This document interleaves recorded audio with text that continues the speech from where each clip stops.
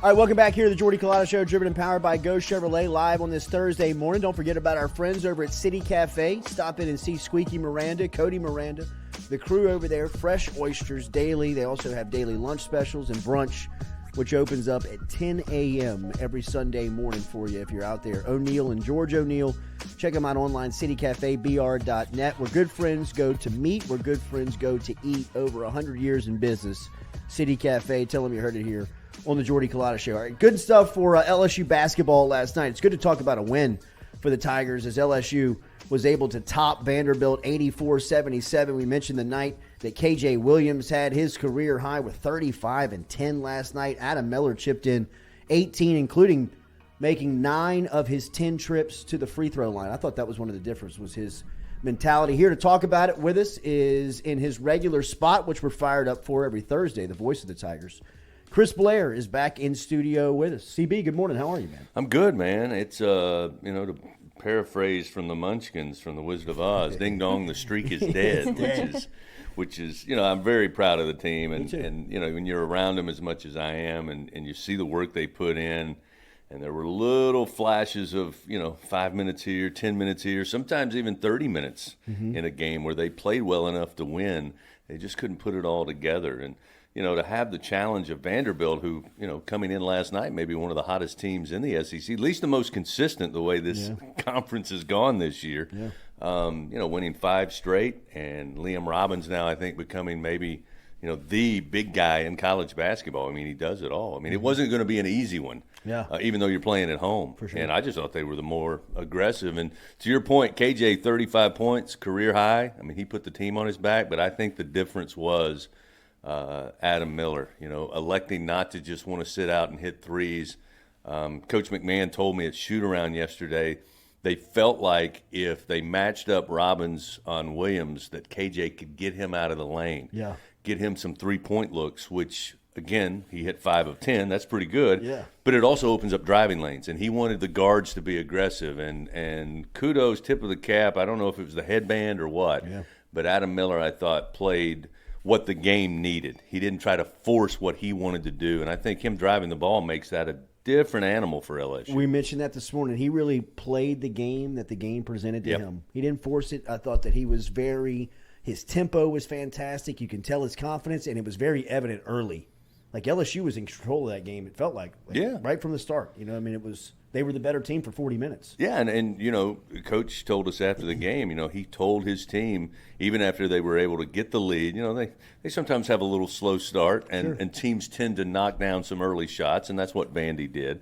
But it's, if there's a silver lining to the struggles LSU has had, that shouldn't put them in panic mode when they get down 6-0 or 7-2, whatever the case may be. And for the most part, at least last night, they didn't panic. But when they went on their runs, he told them, hey, Vandy's going to make a run at us, and we have to be able to counter with a punch.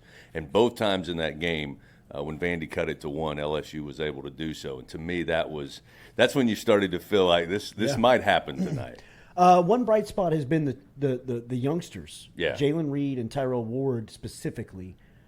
Reed played well, I thought, in his 15 minutes last night. What have you seen from these two young guys and how they can contribute and help here? You can see the confidence in Tyrell Ward. I think this is his 6th, maybe 7th straight start since entering the starting lineup. And even within that time frame, you've seen him be more confident and make better decisions. Now, he's got to find a way to avoid early foul trouble, and that'll leave him in there. I mean, he was perfect from the field, 3 of 3. 2 of 2 from beyond the line. Problem was he got into foul trouble and had to sit in the first half. But I think his upside is huge. And then you talk about Jalen Reed. You're talking about a guy that is an absolute bull. I mean, this is a big kid who has a great handle, probably needs to get a little smoother, a little clunky, but he's got the willingness to go in and drive. And he did that last night. And, again, he fouled out of the game with 6 points, but the foul that he made for the 5th was late in the game. They got it to Robbins, and Jalen was like, I'm going to make these guys shoot free throws because they've struggled tonight.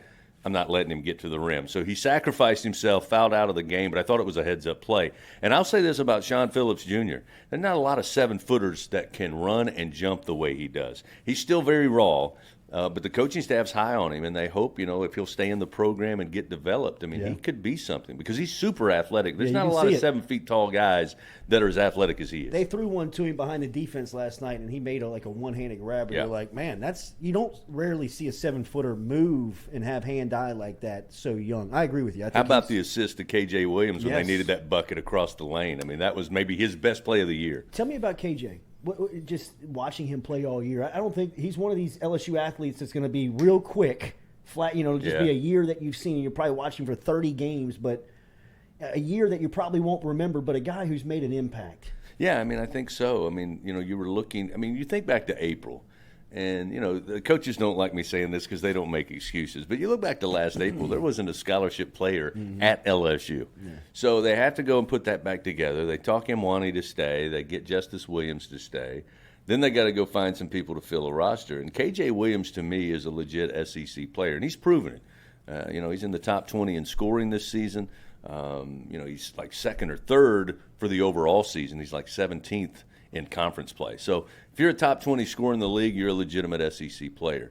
It is unfortunate we only get to see him play this year. And this is a guy, you look at his numbers, how many games he's played, how many games he's started, and how many games he's won. And this year has to be tough for him because they haven't been a lot of wins. And he's played well. I mean, he's obviously the most consistent player LSU has on the roster. But he's got a great attitude, man. His family's here a lot. I saw him last night with his family a good 45 minutes after the game. They were still on the floor at the Maravich Center. I give, again, Coach McMahon a lot of credit to be able to keep some type of fire for this team. Because, 3 or 4 weeks ago, they could have said, you know what, I came here for a year and, this ain't working out and we're not winning. And for them to still have that kind of passion and last night put the intensity and focus together to beat a team that was playing as well as Vanderbilt, it says a lot about what's going on inside that locker room. They haven't had a lot of wins to show for it, but I think they still have that team mentality. And I told Matt last night after the game, 1-0, Coach. Now we head to Oxford, try to make it 2-0. And, they're looking for positives. And if you can finish the year on a high note, it's only going to help you moving forward. Which I think they have a chance Saturday at Ole Miss. Ole Miss is a team that is beatable, especially even in their place. And Chris Blair will be on the call for that in Oxford. I believe Jeff Palermo making the trip. Yeah, he's going to go to Round Rock. He and Bill Franquez will handle the 3 games there at the Round Rock Classic for baseball. And then he and I are going to pass each other, I guess, in the skies on Tuesday. He's flying back in. I'll fly to Austin, and I'll join up with the team so they take on Texas Tuesday. Which will be a great one. Yeah. Through the first 4 games of the season, I know that you can't strip a lot away from early baseball play, but there's been a lot of hype around this team for a long time. And one thing through the first week of the season is that they look like they deserved it. Yeah, it's like Jay Johnson tells me all the time, Chris, there's 52 games left, so pump the brakes. We still got a lot of work to do. But no, I mean, watching them and hearing, everybody who follows LSU baseball, the talent, the roster, what this team is going to look like. And I thought through the first 4 games, it is as advertised. It was miserable conditions on Friday for the opener. They moved it up. It still was cold and windy, and, the bats weren't really alive. Paul Skeens, of course, making his debut. He was as electric as you'll see. I think he's got to be, for me, the pitcher to watch in the SEC this year. But they found a way to score. And, you go back to last year, and this is what I think's interesting, and I think what LSU fans are going to be excited about as the season goes on. Last year, there was a lot of, hey, we don't hit and run a lot. We're not aggressive. We don't try to steal bases. It's because they really couldn't. Yeah. It wasn't in their MO. Yeah. And I thought that in the first opening weekend, you saw them doing whatever they needed to do to scratch runs across. They weren't getting extra base hits. They weren't getting home runs on Friday. But they got several sac flies for RBIs. They were a little more aggressive on the base pads because now he has the components to do that. And we've seen hit and runs already. Saturday it got a little warmer and you started to see a little more pop in the bat. And then on Sunday, it was sheer explosion with 3 home runs and then Tuesday against Southern. You get down 4-0, and LSU fans are like, "Oh my goodness, what's happening here?" The best was the Tennessee fans that were like on the Twitter, like, "I knew y'all were overrated." Next thing you know, like 18 runs later. Yeah, again, we're 2 innings into the game, guys. Let's hold on a minute, right. And then like I said, Jared Jones. I mean, Jerry Jones is a freshman. He's a DH. He looks like he should be heading to spring training with the Dodgers. I thought you and Doug's call of that home run was just like the scoreboard got in the way. Oh my God! That thing would have been. They said 467 on track, man. I really believe that thing was headed for like 470, 480. It just ran into the scoreboard. Otherwise, it would have hit the football operations Doug was center. like, oh my God! I loved when he said, "Hey, you know what? I've seen a few here at the park. I've given up my fair share.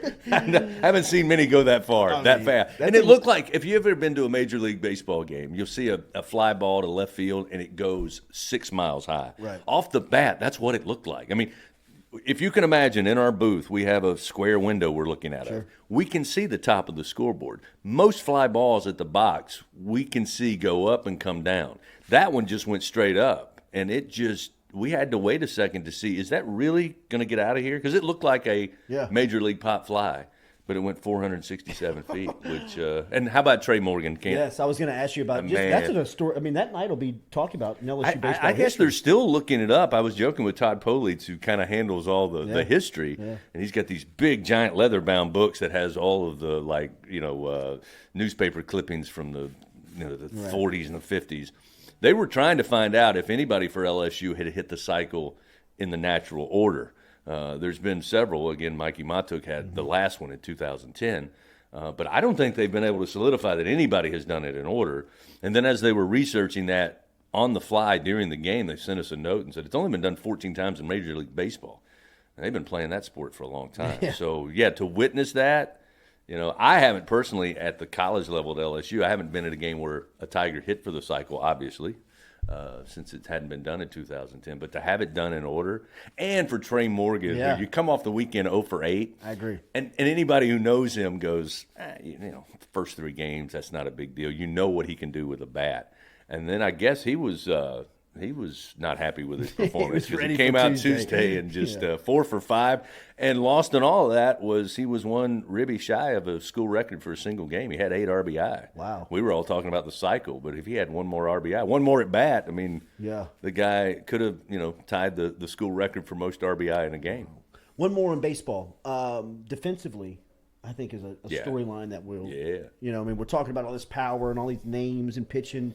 But last year, if you remember, defense was an issue, and through the first 4, 0 errors looks really good. Yeah, it's like I know you had Ben McDonald on. Ben was talking to me last week, and he said, for LSU to defend at 96, 97 is kind of an oddity. They've always been, at least in recent memory, 98, 99, I mean, close to that. And so last year was a dip down. And again, there were guys playing out of their natural position. They didn't have a lot of people to go to. And if a guy had a tough day, it was hard for Jay to look into the dugout and go, okay, you go in. They were just limited to what they had.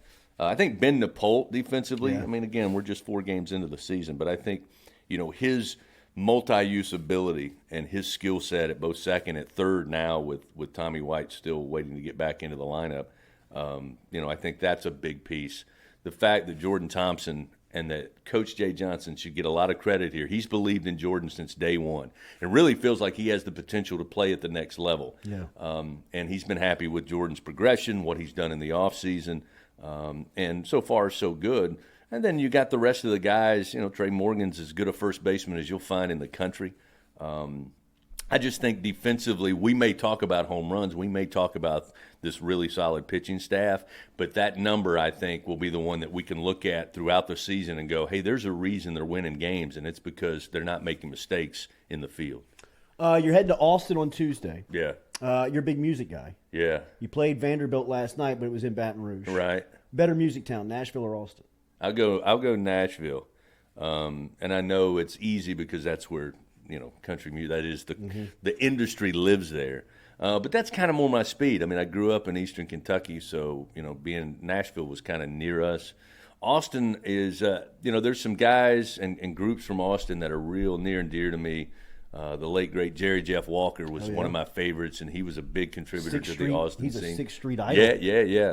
Robert Earl Keen, of course, who is fantastic. So, I mean, I think you got to give Nashville the edge because when you go to Nashville, sure, they have the NFL and they've got, a footprint in the SEC from a sports town, and don't forget the Preds in Smashville.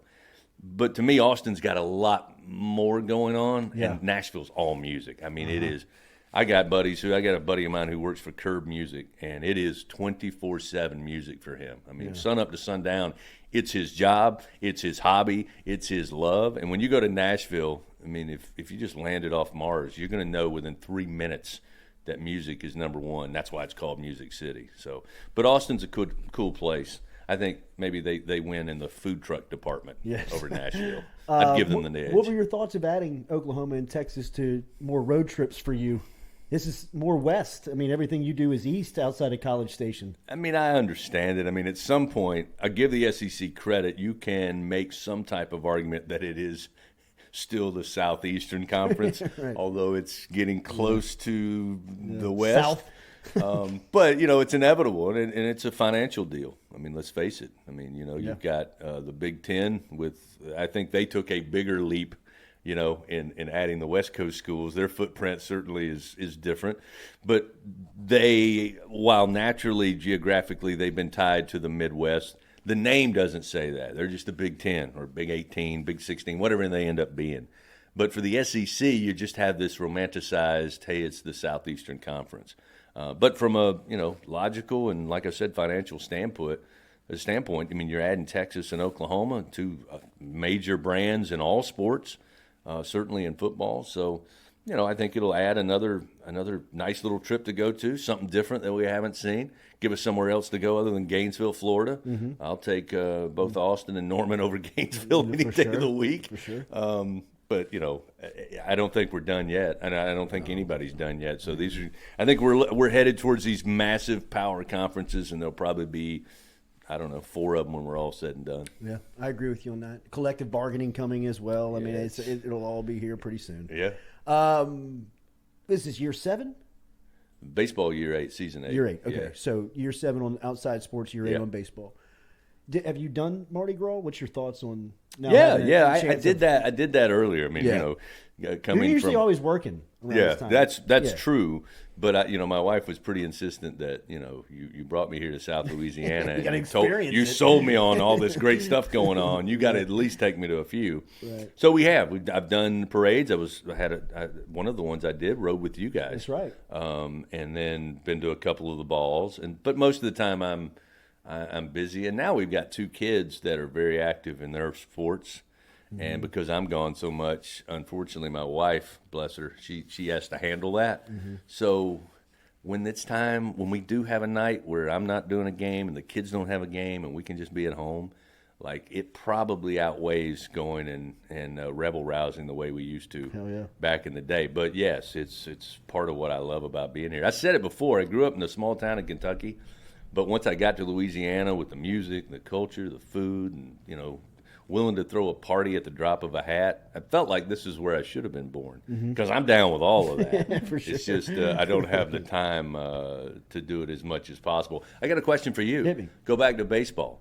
So a lot of people didn't like the rule changes, Yes. speeding up the game, so to speak. I love the fact that coaches got to sprint to the mound now for a visit. 30 seconds, and that's it.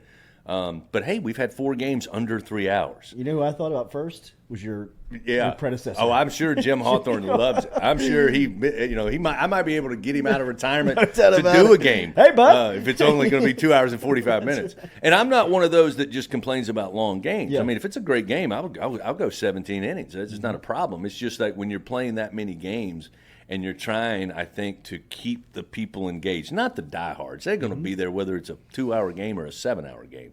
I'm just talking about the fringe, on the edge sport fan that knows about LSU baseball. But if you can package that on television or within the venue in 2 hours and 45 minutes, I think that's what's led to the explosion of LSU gymnastics, SEC gymnastics, is the SEC network can package that in a 90-minute boom, boom, boom. We're done. Yeah. I think the same thing could be said for softball, the speed at which that game is played. Again, they don't play 9 innings, but you can fit it in these windows. Yes, the pace and the window you can put it in. And I don't want to change baseball completely, but I am not going to complain about 2 hours and 45 minutes for a game. I don't want to flip it over and change it completely either, but it has to adapt. Yeah, and I think the 10-run rule for the SEC, which everybody, I think, a lot of people lost their mind when that leaked before it was officially announced.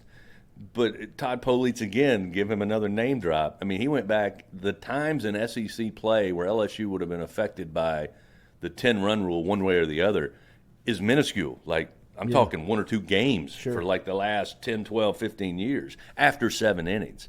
And the SEC is so well balanced. There's so many good coaches and players.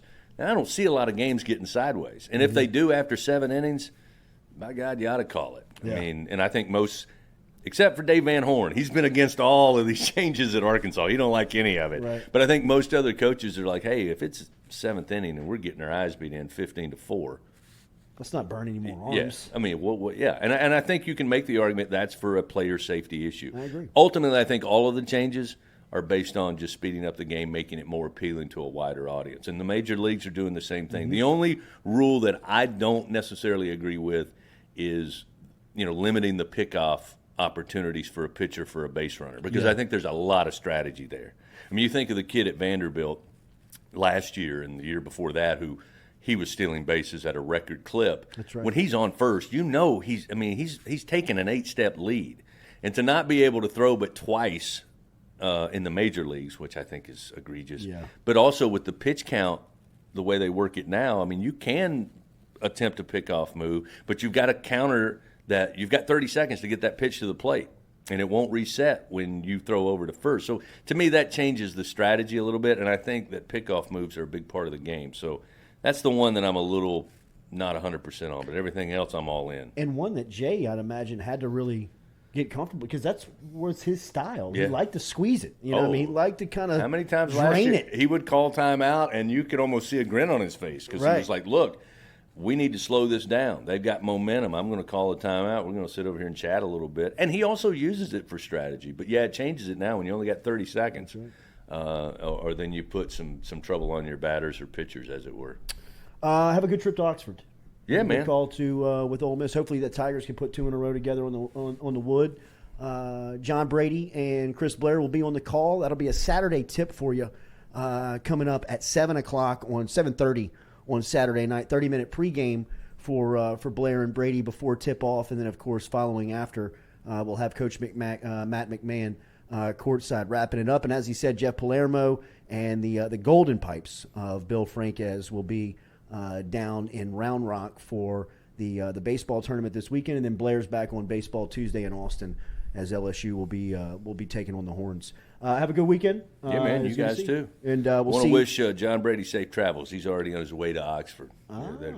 He's got big events going on, so he's going a little early. I'll catch up with him. Rolling out the red carpet. Air Force One's already in the air, huh? Yeah, he's already on his way, but I'll catch up with him Friday. All right. The Voice, Chris Blair. Follow him on Twitter at LSU Tigers Voice, and every single Thursday, a guest here on the Jordy Culotta Show. We're excited about that. Come back with us, and we'll close it out. Compliments of Go Chevrolet.